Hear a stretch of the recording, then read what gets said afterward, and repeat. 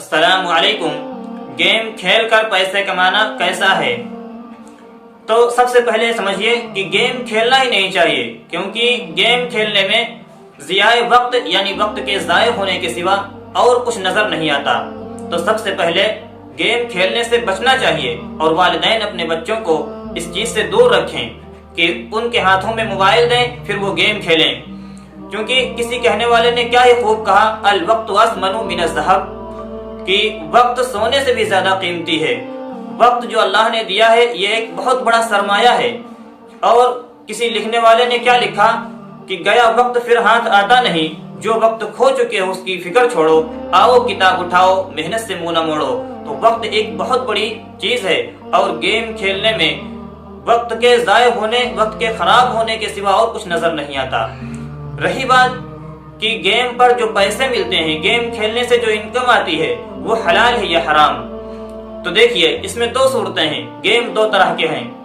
اگر ایسا گیم ہے جس میں دونوں جانب سے، دونوں طرف سے پیسے لگے گئے اور پھر ہار جیت پر اس کو موقوف کیا گیا، تو یہ تو ایک جوئے کی شکل میں ہے، یہ تو جوئے میں داخل ہو گیا کہ پہلے پیسے دونوں جانب سے لگے گئے، پھر ہار جیت پر موقوف کر دیے گئے کہ جو جیتے گا وہ لے لے گا، تو یہ جوئے کی شکل ہے۔ اور جوا آپ جانتے ہیں کہ ناجائز و حرام ہے۔